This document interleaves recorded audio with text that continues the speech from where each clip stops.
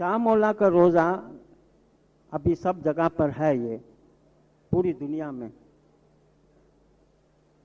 मैं एक क्वेश्चन का यहाँ हल नहीं कर सकता, टाइम ज़्यादा लेंगे, और वो है चौगड़िया। चौगड़िया जो है, आप ismaili.net में चौगड़िया मेरा आर्टिकल पढ़ सकते हो, उसको डाउनलोड करके इसकी प्रिंट ले सकते हो। शॉर्ट में ये कि उस वक्त हमारे बाप दादा ये मानते थे, ये समझते थे कि कुछ सितारे, कुछ स्टार हैं आसमान में जो इंसान की नकलो हरकत पर उसके असरात हैं। कुछ स्टार थे, तो इसकी जगह पर इसका अल्टरनेटिव पीर सदरुद्दीन ने ये समझाया कि इसकी जगह पर जमात खाने में सुबह शाम कुछ गिदान लिखे, उसको चौगड़िया कहते हैं। और ये चौगड़िया जो है, एक पढ़ने से आप जिसको आप मानते हो कि ये स्टार आप पर असर करते हो, उसको भूल जाओ। चौगड़िए के असर से तुम्हें दिन में बरकत रहेगी और तुम्हारी आबादी होगी। तो चौगड़िया एक ऐसी घड़ी पड़ी जाती थी जिस वक्त इसके असरात होते थे। ये डिटेल आप पढ़ लेना। लेकिन ऐसे 29 चौगड़े लिखे गए हैं, उसमें से वाहिद एक चौगड़िया है जो सुबह भी पढ़ा जाता है, शाम, बाकी सब शाम को पढ़े जाते हैं। वो है बाई तिनी विरेंजी उम्मीदों आंसू पुनियों। ये सिंधी गिनान है, चौगड़िया है जो सुबह और शाम पढ़े जाते हैं। तो टोटल 28 है। अगर ये सुबह शाम पढ़ा जाता है तो इस हिसाब से 29 चौगड़े, सुबह शाम पढ़े जाने वाले 29 चौगड़े। तो इसमें से कैलकुलेट करने वाले लोग ने एक कैलकुलेशन निकाली कि ये गिनान का जो 5वां पार्ट है उसको जरा फोकस किया। 11 तिथ सतैमा रोहन नक्षत्र संज थावर थींदो शाहजो विया। तिथ कहते हैं तारीख को गिनान के अंदर। सतई यानी 7, माह यानी महीना। 7वीं महीने की 7वीं तारीख को रोहन नक्षत्र, ये स्टार है जो हरकत में होंगे। ये विक्रम कैलेंडर के हिसाब से ये स्टार है, रोहन नक्षत्र जो गर्दिश में होंगे। शाम का वक्त होगा थावर यानी फ्राइडे, फ्राइडे की शाम। तीनों शाहजोवियाँ, जाहिरी तौर से कि मौला की शादी होगी, मतलब इमाम की ज़रूरत होगी। अब इसमें से एक वर्ड निकालो, सतैमा, महीने की 7वीं तारीख। ऐसा इसमें से कैलकुलेट किया गया कि पीर दादू के ज़माने में ये फैसला हुआ कि महीने की 7वीं तारीख को जमात खाने में एक छोटी सी मजलिस हो और उस दिन रोज़ा भी रखा जाए, क्योंकि ये शुभ घड़ी है, अच्छा शुगुन है इसमें।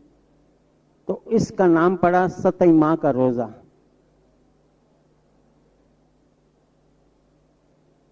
ये चलता रहा सिलसिला। फिर हमारे इस्माइलियों के साथ साथ हमारे इस्माइली मजहब में एक टुकड़ा आया, वो अशनाशरी बन गया, तो वो भी सतैमा का रोज़ा रखते थे। लेकिन आगे जाकर हमारी तरह वो रोज़ा नहीं रखते थे।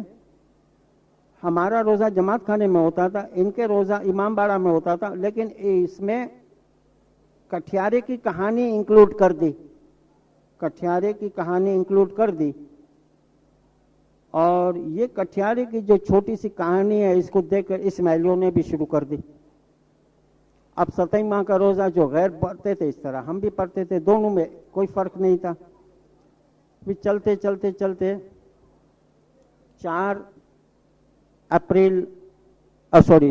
2 अप्रैल 1975 में पेरिस कॉन्फ्रेंस जब हुई, जहां इस्माइलिया एसोसिएशन के जितने भी नुमाइंदे थे सबको बुलाया गया था, उसमें हमारी सेरेमनी का जिक्र हुआ। तो इसमें ये सतैमा के रोज़े का बहस हुआ। अब अफ्रीका के लोग और कच्छ के लोग और सिंध के लोगों का ये आर्गुमेंट था कि हम दुनिया में जो आबाद हुए हैं, सुखी हुए हैं, इसमें 3 बातें। एक, इमाम की दुआ व बरकत थी। नंबर 2, सुबह शाम जमात खाने आते थे। और नंबर 3, सतई माह का रोजा रखते थे। अब मौला ने इनका कल्चरल टेस्ट को रिटेन करने के गरज से इसको रिमूव नहीं किया। मौला ने फरमाया अच्छा इसकी जगह पर, क्योंकि सतई माह का रोजा कई लोग घरों में भी करते थे, तो मौला ने फरमाया कि इसका नेमुल बदल, इसकी जगह आप ऐसा करो, इसका नाम रखो शाह मौला का रोजा। महीने में एक मरतबा। नंबर 2, कठियारे की कहानी नहीं पढ़ी जाएगी, उसकी जगह सिर्फ इमाम का फरमान पढ़ा जाएगा। तो सतई माह के रोजे के बाद शाह मौला का रोजा, और उस वक्त कठियारे की कहानी नहीं, सिर्फ इमाम का फरमान। तो इस तरीके से ये अभी तक चल रहा है।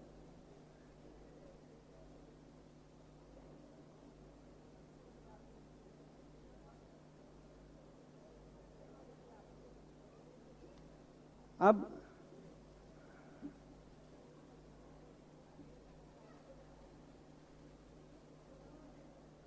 पांच 12 साल की मजलिस, 5 साल की मजलिस का तो कॉन्सेप्ट समझ में आया, और 12 साल का क्या है, मगर हम यूज करते हैं 5-12 साल की मजलिस। साल जो 9वीं तारीख को मनाई जाती है। इमाम आगा हसन अली शाह जब 1842 में सिंध आए थे, तो एक लिहाज से पता चलता है कि 2000 की फौज थी इमाम के साथ, 3000 की थी, और दूसरी रिवायत के हिसाब से 5000 की थी। लेकिन अब ये कैलकुलेट हुआ है कि इमाम के पास 3200 की फौज थी जो ईरान से मौला के साथ आए थे।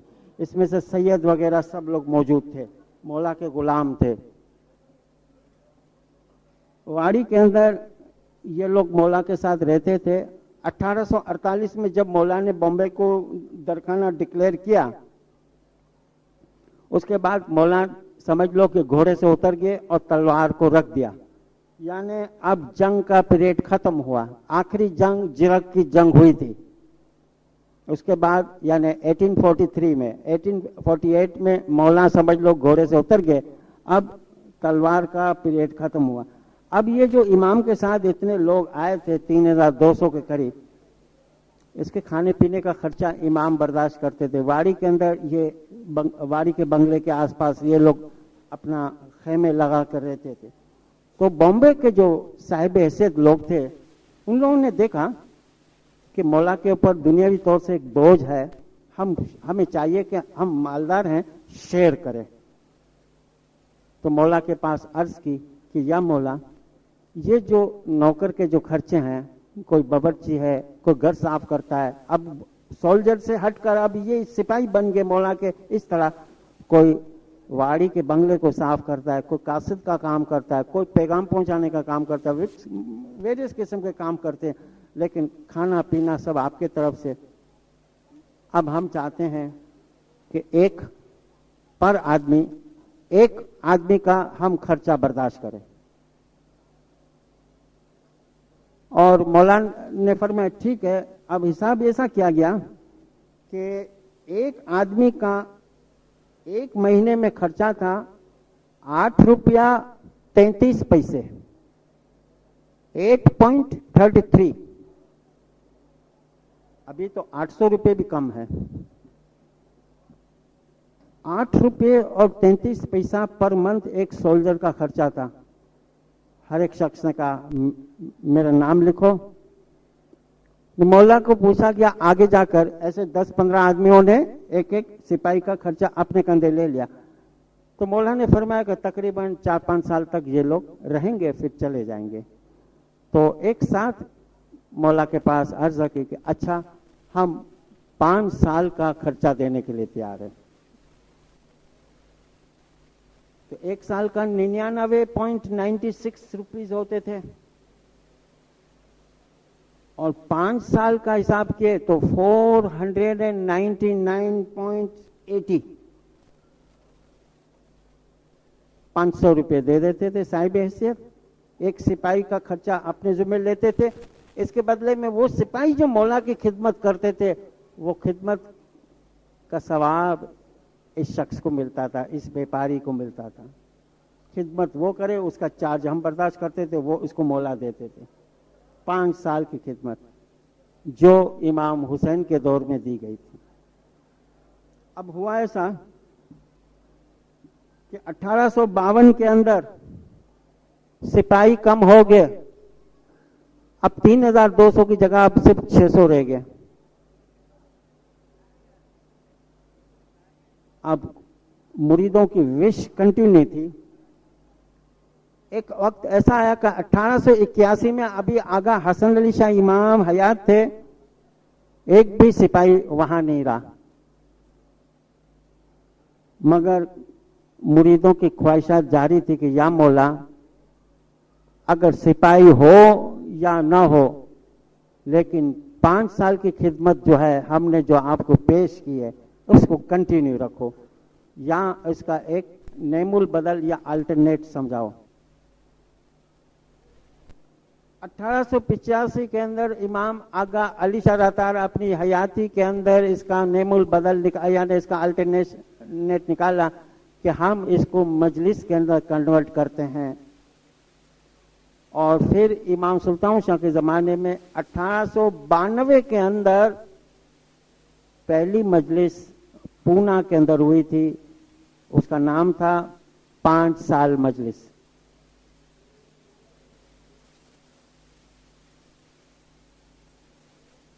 कुछ मुरीदों ने मजलिस के अंदर 500 रुपया दिया और कुछ मुरीदों ने 500 के अलावा 700 रुपये भी दिए। आप समझे मतलब? 500 तो रेगुलर फीस है हमारी, लेकिन हम 500 के अलावा 700 देते हैं। इसका मतलब यह है कि 12 महीना पर महीने 99.96 है, यानी 100 राउंड फिगर है, हमारे तरफ से 100 रुपीज ले लो पर महीने। 99.96 है, 100 रुपीज ले लो, 500 नहीं प्लस 700 यानी 12 महीने के। वो भी कबूल हुई। अब क्या हुआ कि डिफरेंस पैदा हुआ। एक साहिब ऐसे 500 रुपये देते थे, एक साहिब ऐसे 500 भी देते थे और 700 भी देते थे। अब दोनों में फर्क पैदा ना हो तो मौला ने दोनों को फौरन जम कर दिया और फरमाया तुम सिर्फ और सिर्फ 500 रुपये की फीस लो, कोई अब 700 ना देवे। अब इसको 12 महीने 12 साल का 5, अब इसका नाम 5 साल मजलिस नहीं, 5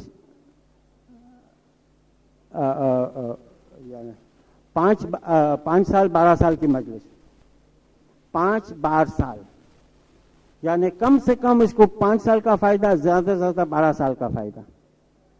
देखिए ना, 5 साल का 500 रुपया देता और एडिशनली 700 देता और 5 और 7 मिलकर 12 महीने का पेमेंट देता था।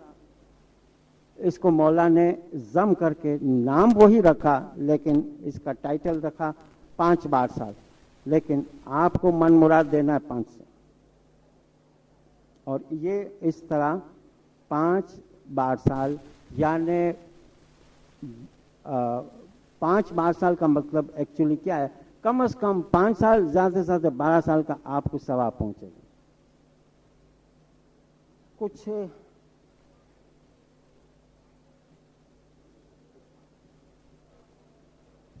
अनंत अखाड़े का वरानी है ना, अली अनंत अनंत या अली अनंत जो मौला शाह अनंत जो अंत तू ही जाने, इसकी मीनिंग क्या? लिख लो मीनिंग। लेकिन मीनिंग लिखने के पहले आप ये 2 लाइन लिख लो, तब आप मीनिंग समझोगे। अली अनंत अनंत, 2 मरतबा अनंत है।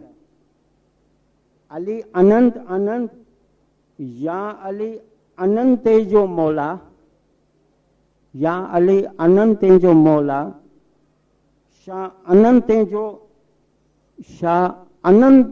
जो अंत तू ही जाने, अनंत जो अंत तू ही जाने। 5 मरतबा लफ्ज अंत अनंत वर्ड यूज हुआ है। 5 मरतबा। देखिए, अली अनंत अनंत 2, या अली अनंत हैं जो मौला 3, शाह अनंत हैं जो 4, अंत तू ही जाने 5। अंत अनंत सब मिलकर 5 है ना वर्ड। अब पहला जो अनंत है इसकी मायना है जिसका राज समझ में ना आए, जिसका राज समझ में ना आए। दूसरा जो इसके साथ जो सेकंड अंत अनंत वर्ड है इसकी मायना है जिसकी कोई हद ना हो, लिमिटलेस। तीसरा और चौथा दोनों की एक मायना है, कायनात, आलम, कायनात। और आखिरी में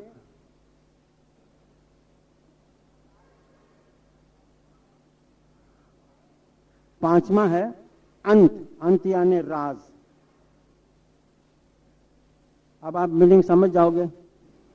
या अली अनंत अनंत, मौला क्या है? जिसका कोई राज नहीं समझ सकता, उसकी कोई हद नहीं।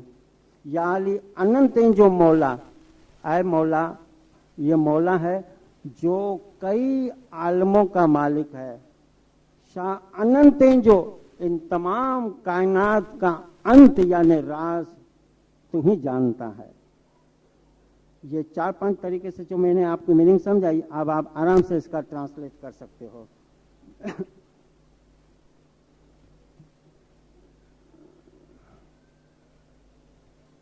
इसके बाद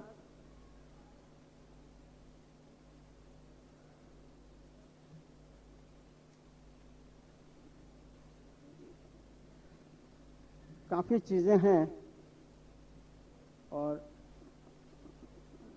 मैं आपको ये बताऊं कि कई जगह पर ये क्वेश्चन भी होते हैं कि दुआनियत खैर हम पढ़ते हैं, सुबह को नहीं पढ़ते और फ्राइडे चांद रात को नहीं पढ़ते। क्या बात है? इसका समझने का आसान तरीका ये है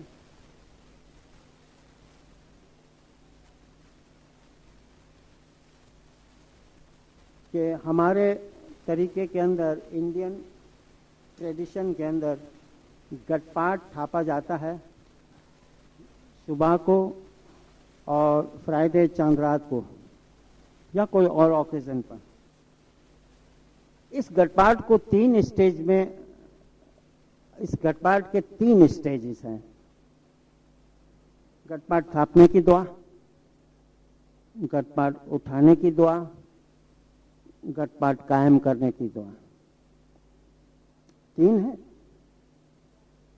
पहले ऐसा मैंने आपको बताया, गटपाट थापा ऐसा जाता था, काफी टाइम होता था। यहाँ एक आदमी पानी का घड़ा लेके बैठता था, यहाँ एक आदमी पानी का घड़ा लेके बैठता था, यहाँ बैठकर इबादत गुजार गटपाट थापता था।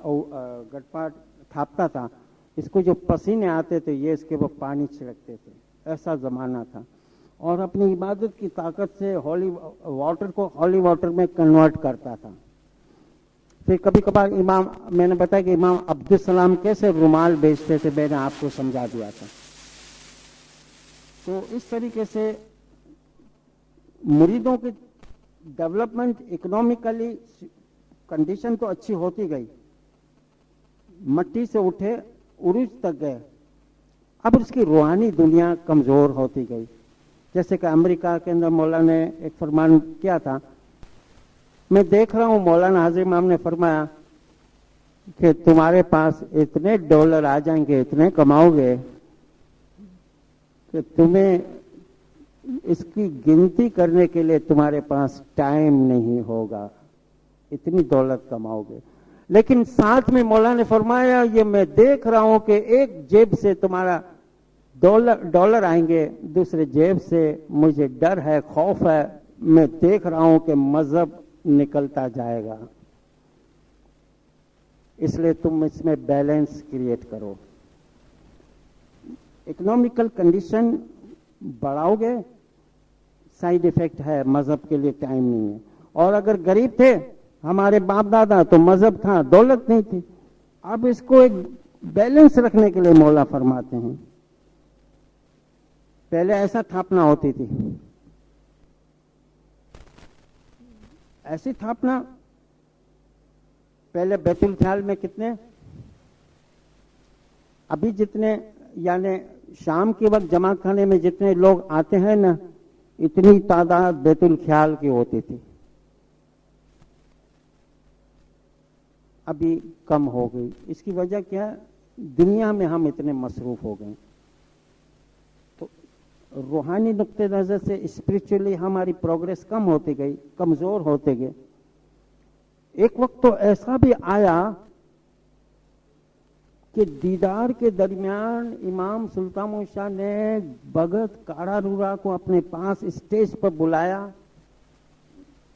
भगत, तुमने बहुत इबादत की है, ये देखो मेरी जमात सामने बैठी है, ये इबादत में देखो कितने कमजोर हैं, अगर ज्यादा कमजोर हो गए तो इनकी हालत बुरी हो जाएगी। मेरा ये हुक्म है तेरे लिए कि तूने जो इबादत की है, ये इबादत इनमें मैं बांट दूं ताकि ये ऊंचे आए। ठीक है मौला, मंजूर मंजूर। मौला ने जेब में से रुमाल निकाला, भगत के सामने रखा और यूं करके जमात के सामने रुमाल छिटका। कहते हैं कि जैसे ही रुमाल यूं छटका, मुरीदों के पेशानी पर पसीना आ गया। भगत, हमने तुम्हारी इबादत मेरी जमात को दी ताकि ये कमजोर थे इबादत में, ये कुछ ऊंचे आए। अब तो तुम 0 डिग्री पर चले गए भगत। अब देखिए आजमाइश होती है मौला इसकी करके। अब तुम 0 हो गए तो कहता कि या मौला ऐसे कैसे हो सकता है, अब तो मैं पहले से ज्यादा ताकतवर हो गया हूं। कैसे? अरे मौला, ये तो बहुत आसान बात है मेरे लिए समझना कि तूने हुक्म किया, मैंने लबैक किया, क्या मुझे उसका सवाब नहीं दोगे? यस ऑफ कोर्स, बेशक। नंबर 2, तूने जमात को दिया, क्या मैं जमात का एक फर्द नहीं? मुझे जुड़ा नहीं मिलेगा जो सबको मिलेगा? तो मैं 0 पे नहीं, तेरे कहने पर, तेरे हुक्म पर मैं लब्बैक कहा, उसका सवाब मुझे मिलेगा। शाबाश, तुम्हें पीर सदरुद्दीन ने बहुत उस्ताद बनाया है। यानी कमजोरी हाथी गई। अब हर मरतबा तो भगत काड़ारूरा हर दौर में नहीं मिलते मौला को, और जमात के भी तो कोई ऐसे अमाल नहीं कि सब भगतों की चीजें सब मौला जमात में बांटते फिरे। 1976 तक ये हालत थी। 1976 की ये हालत थी तो मौला ने देखा इबादत में बहुत कमजोरी आ गई है, तो शाम को जो मजलिस, महीने में एक मरतबा जो छांटे की मजलिस होती थी बैतुल ख्याल, उसमें 15 मिनट की इबादत रखी गई। कम से कम दिन को तो ये इबादत करे, बैलेंस क्रिएट करने के लिए। और साथ में बड़ी जितनी भी बख्शीश रहमत की मजलिस है उसमें 10 मिनट 5 मिनट की इबादत रखी गई। इसके पहले नहीं थी ये हालत थी। तो मैंने कहा कि गटपाट एक आदमी ताकतवर था, जमात में ऐसे पावरफुल थे जो गटपाट खुद थापते थे। अब ऐसे पावरफुल लोग है कहां? कहां है ऐसे ताकतवर? और है तो नजर नहीं आते, पता नहीं चलता। तो ये जो थापना का काम हो रहा है, अब मौला देख रहे हैं कि पानी पानी बन रहा है, समझे बात? हम समझते हैं घटपाट बन रहा है, और थापने वाले के लिए पीर शम्स ने कुछ शराइत रखी है कि थापे वो जो नजर का पाक हो, या इसकी और भी क्वालिटियां हैं, ये अगर ना हो तो जमात को पानी का पानी मिले, जमात इसको एहतराम से पीवे, चले जाए। लेकिन मौला समझते थे, मौला ने क्या इसका तरीका 76 में निकाला कि ठीक है, तुम थापना, उठाना और कायम करने की जो दुआ पढ़ते हो, ठीक है, कंटिन्यू रखो, ये तुम्हारी ट्रेडिशन है, लेकिन एक बोतल भेजी मौला ने सब जमात में कि पानी के अंदर डाल देना। ये ऑलरेडी मौला की थापी हुई चीज है, उसमें कुछ कतरे डाल देना, फिर भले थापी जाए बात, उसमें पावर हो ना हो, मौला की थापी चीज में पावर है। तो पहले हमारे यहाँ सिस्टम था कि थापना, उठाना और कायम करना, गटपाट थापा जाता था। हॉली वाटर को वाटर को हॉली वाटर में कन्वर्ट करते थे। कैसे कन्वर्ट करते थे? बड़ी दुआ पड़ी जाती थी, बन जाता, और कुंभ के अंदर, और प्याली कुंभ होता था, उसके अंदर आबी सफा होता था। अब मैंने आपको बताया कि एक तो मौला ने गटपाट अभी हमारे लिए भेजा, प्लस थापना के लिए जमात को भी शामिल किया कि 5वें पार्ट पे 7 प्याली भरो। हमारे यहाँ 7 प्याली, अफ्रीका और कनाडा में 10 या 8 प्यालियां हैं। बहरहाल जितनी भी प्यालियां हैं, ये सिस्टम हमारी कमजोरी का नतीजा है।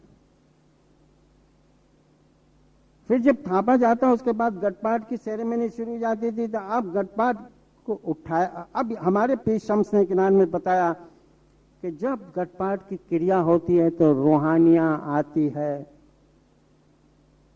और रूहानियां आती है तो रूहानियां को अलविदा करना है तुम्हें। जब तुम गटपाट थापते हो, रूहानी को साथ में इनवाइट करते हो और इसको खैर के साथ अलविदा करते हो। तो उस वक्त क्या है कि जब तस्बीह निकालते हैं मुश्किल आसान की, या और कोई तस्बीह 2 दुआ के बाद निकाली जाती है, याद मत,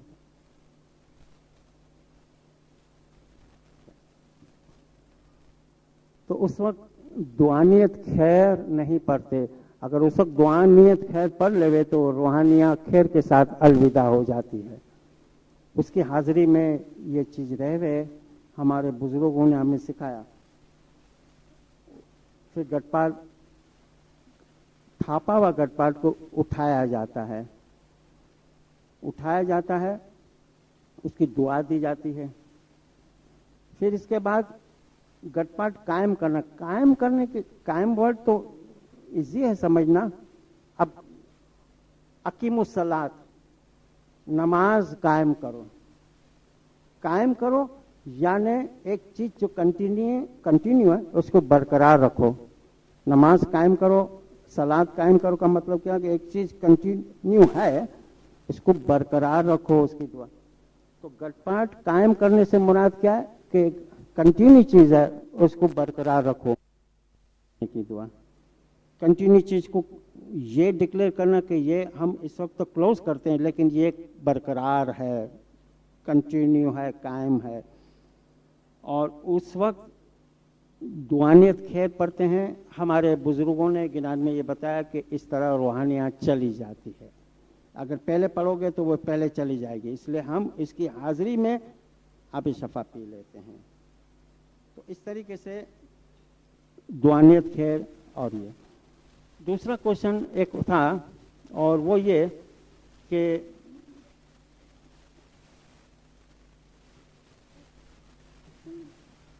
पहली दुआ के बाद हम दुआ पढ़ते हैं और फिर तस्बीह निकलती है तो हम बैठ के करते हैं, तस्बीह निकालते हैं, मगर दूसरी दुआ के बाद खड़े होते हैं।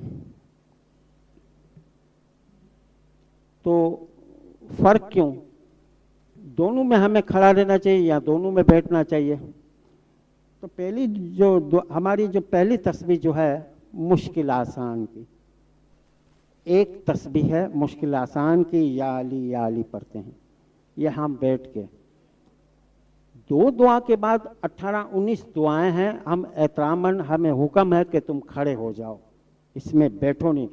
अब जाहिर है कि एक आपको जुरा मिले तो बैठे बैठे मिले, अब 18 जुरा मिले तो क्या वो भी बैठे बैठे मिले?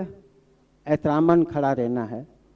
लेकिन मौलाना ने इसका कंसेक्शन दिया 1914 में कि सुबह के वक्त तकरीबन लोग नींद में होते हैं, 4 से 5 इबादत करते हैं, इसलिए इसको ये कंसेक्शन 1914 में दिया। अफ्रीका की जो पहली मुसाफिरी 1899, 1902, 1905 और 1910, 11 और 1914 की मुसाफिरी के अंदर मौलाना ने कंसेक्शन दिया कि ये नींद में होते हैं, इसलिए कंसेक्शन दिया जाए कि वो बैठ कर ये दुआ मांगे। तो इसलिए बाकी इसके साथ ये क्वेश्चन के पहली हम पहली दुआ पढ़ते हैं, रास्ते में हो या घर में हो तो 2 दुआ के बाद हमें खड़े रहना चाहिए, सड़क पे नहीं। देखिए दुआ के अंदर सजदा भी है, दुआ के अंदर हाथ उठाने की भी बात है, आंखें बंद करने की बात है।